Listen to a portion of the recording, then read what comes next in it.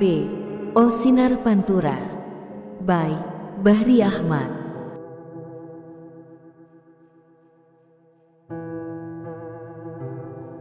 Ketika aku merogoh sakuku untuk mengambil buku Natloman Alfiyah yang berada di sakuku, aku tidak menemukan buku Natloman miniku itu, melainkan aku menemukan karcis bas yang sudah lusuh, yang masih berada di saku bajuku yang memang belum pernah aku cuci semenjak aku masuk ke pesantren ini. Baru sebulan aku menginjak pesantren yang besar ini, sebuah pondok pesantren yang bertempat di pesisir pantai utara, dan pengasuhnya sangatlah alim dan masyhur. Saat aku melihat karcis lusuhku itu, aku jadi teringat dengan rumah dan keluargaku, sehingga aku pun sempat meneteskan air mata yang tak bisa aku bendung. Hal seperti itu sudah sangat lumrah di kalangan santri-santri baru di mana saja, karena rasa haru masih menyelimutiku sebagai orang yang baru pertama kali meninggalkan rumah dan keluarga demi menuntut ilmu agama. Dikarenakan kebiasaanku di rumah yang dimanja, serba ada, dan selalu kumpul dengan keluarga dan teman-teman yang telah aku kenal sejak kecil. Lain halnya di pesantren, aku harus bisa betul-betul merawat diri dengan uang saku pas-pasan dari rumah dan dituntut hidup super mandiri. Hidup di pesantren bagaikan mengawali hidup baru, dengan lingkungan yang baru, teman baru dan situasi baru. Jadi itu semua itulah yang menjadikanku tidak betah dan ingin kembali ke rumah.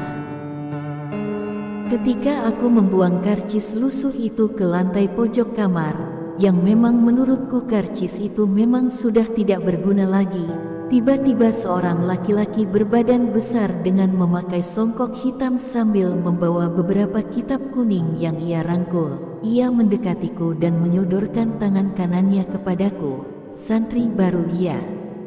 tanyanya. "Iya Kang, aku santri baru sebulan yang lalu aku tiba di sini," jawabku sambil tersenyum dan menjabat tangannya yang ia sodorkan kepada diriku.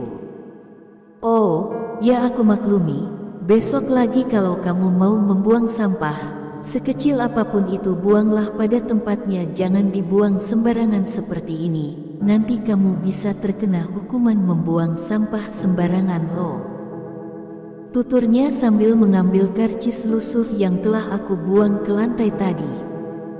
Setelah ia mengambil karcis yang aku buang ke lantai tadi, ia pun membacanya.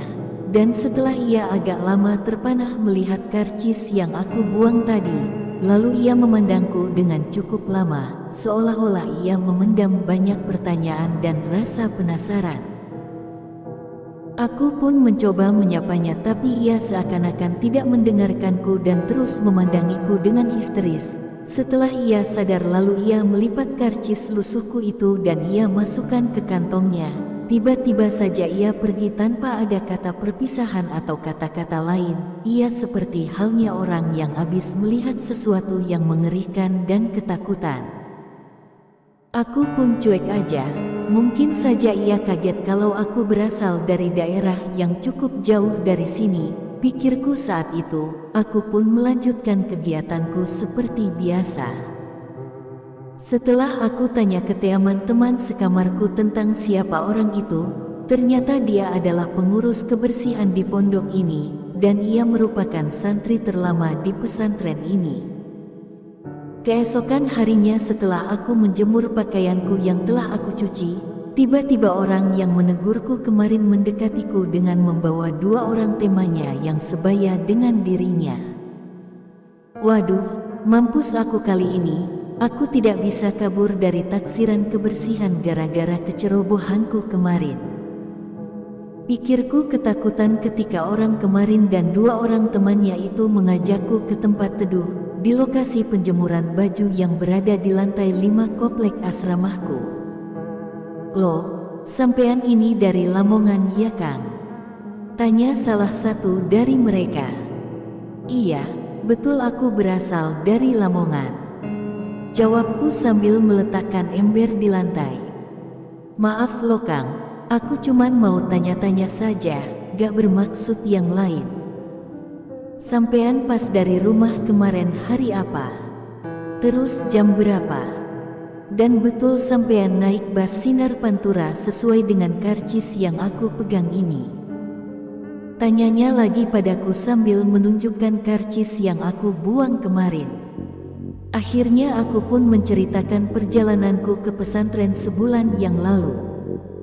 Aku kemari lalu hari Kamis malam, sekitar jam 7 malam dari rumah diantar kakakku naik motor dari rumah ke Tuban. Terus aku ditinggal di Terminal Lama Tuban, dan kakakku pun kembali pulang dengan berpesan supaya aku menunggu bus yang melewati jalur Pantura yakni bus jurusan Surabaya-Semarang.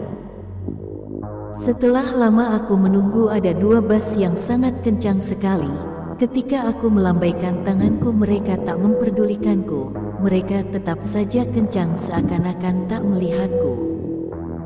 Aku pun menunggu cukup lama lagi, hingga aku melihat arah jarum jam tanganku menunjukkan waktu tengah malam yang menunjuk ke arah angka 11.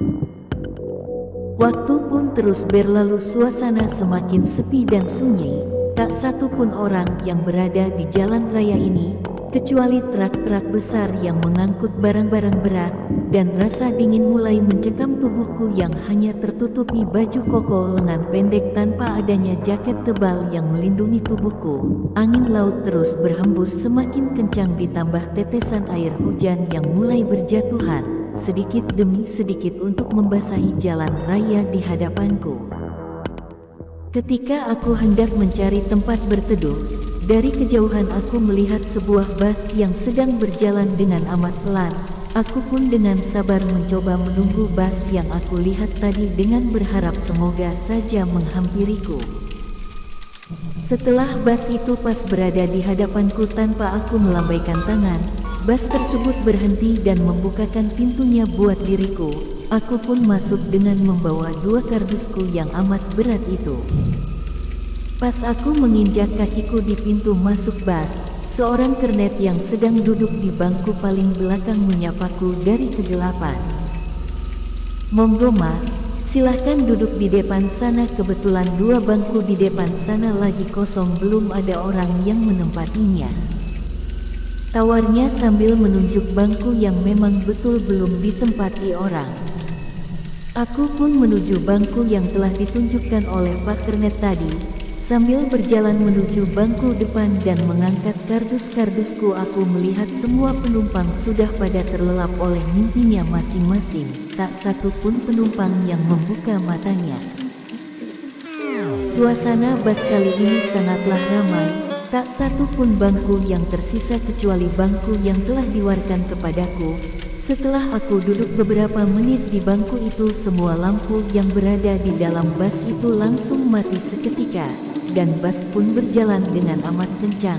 Entah mengapa pikiranku terasa amat kacau saat itu. Bulu kuduku mulai bangun satu persatu. Ketika aku melihat jalanan melalui jendela bangkuku, tak satu pun kendaraan yang sedang berjalan. Seolah-olah bus yang aku tumpangi ini berjalan sendirian menguasai jalanan. Diriku pun termenung sendiri sambil menunggu petugas yang meminta uang jasa untuk ditukarkan dengan karcis bus. Tak lama setelah aku duduk di bangkuku itu, tiba-tiba bus berhenti dan lampu menyala kembali. Sang kernet pun menyerukan, "Pondok-pondok, ayo mas, dah sampai pondok tuh, silahkan turun." Akhirnya aku pun bergegas mengambil barangku untuk aku bawa turun. Aku pun mendekati kondektur yang ada di belakang dan bertanya padanya, "Pak, aku tadi belum bayar ongkos bus, mang berapa harganya pak?" "Dah gak usah dik, gratis saja buat kamu, hitung-hitung sedekahlah buat kang santri yang baru akan mondok. Sudah salamku saja buat Mbah Yai dan jangan lupa belajar yang sungguh-sungguh di sana. Selalu ingat akan orang tuamu yang bersusah payah untuk membiayaimu," tegas Pak Kondektur itu. Aku sangat-sangat terheran-heran, kok orang ini tahu kalau aku ini santri baru ya? Pikirku dalam hati. Kalau begitu terima kasih banyak ya Pak. Oh ya Pak, nanti kalau aku sampaikan salam Bapak ke Mbah Yai, apa yang harus aku haturkan? Dari siapa? Tanyaku. Dia pun dengan segera langsung menyobek karcis yang ia bawa tadi. Dah begini saja, kau kasihkan karcis ini ke Mbah Yai, insya Allah nanti dia tahu sendiri kok. Setelah aku menerima karcis yang diberikannya padaku, aku pun langsung turun, dengan rasa penuh pertanyaan dalam pikiranku tentang bas yang aku tumpangi barusan. Kok cepet banget ya? Perasaan belum ada setengah jam aku naik bas barusan, padahal kata kakakku perjalanan dari Tuban kemari membutuhkan waktu 3 jam, tapi kok kayaknya cuma 15 menit saja. Pikirku saat itu. Ketika aku melihat suasana di sekelilingku sangatlah ramai oleh para santri yang sedang berjalan-jalan dan juga ada yang nongkrong di warung, aku pun tersenyum dengan lega telah sampai pada tujuan dengan selamat. Aku pun kagum dengan suasana di sini. Ini kan sudah jam 1 lewat tapi masih saja ramai. Padahal di Tuban tadi jam 11 sudah tidak ada orang lewat sama sekali. Akhirnya aku pun berjalan masuk ke pesantren. Ketika aku melewati sebuah warung makan, aku melirik pada jam dinding yang ada di warung itu. Aku pun dikejutkan dengan arah jarum jam dinding tersebut yang masih menunjukkan angka 9. Aku pun segera melihat jam tanganku yang baru saja dibelikan ayahku 2 hari yang lalu. Saat kulihat arah jarum jam pun sama dengan yang ada di jam dinding yang berada di warung makan itu. Diriku pun semakin kebingungan dengan apa yang aku lihat barusan. Perasaan aku menunggu bas sangatlah lama, bahkan saat aku melihat jam tanganku sudah menunjukkan angka 12 lebih. Tapi mengapa sekarang kok masih jam 9? Pikirku yang kebingungan dengan waktu yang menyelimutiku dari tadi.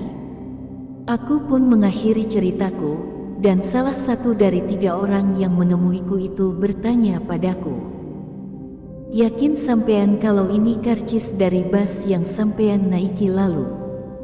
Setahuku Kang, tidak ada bas yang bernama Sinar Pantura yang melintasi jalur Pantura ini. Yang ada itu Sinar Mandiri, Restu, Po, Indonesia, Wiji atau bus-bus patas lainnya. Terus karcis ini sudah sampean haturkan ke Mbah Yai? Sudah kok Kang, waktu aku sowan pertama kali itu, jawabku. Terus apa respon dari Mbah Yai? Tanyanya lagi. Saat aku menyampaikan salam Pak Kondektur, terus aku memberikan karcis itu ke Mbah Yai, lalu Mbah Yai sempat terdiam sesaat, kemudian beliau melihat wajahku dan bertanya padaku tentang kejadianku saat naik bas dan bertemu kondektur itu. Setelah aku menceritakan semua, beliau tersenyum dan berpesan padaku, "Tolong kamu ingat pesan Pak Kondektur yang telah berpesan dengan kamu itu, dan alhamdulillah lah nak kamu selamat. Bas yang kamu naiki itu terus orang-orang yang kamu jumpai itu dan kondektur yang berpesan dengan kamu itu bukanlah sama dengan apa yang kamu pikirkan. Mereka semua bukanlah golongan dari kita melainkan mereka itu golongan jin yang kebetulan melintas di jalur manusia." Rembang, tanggal 3 Mei tahun 2012.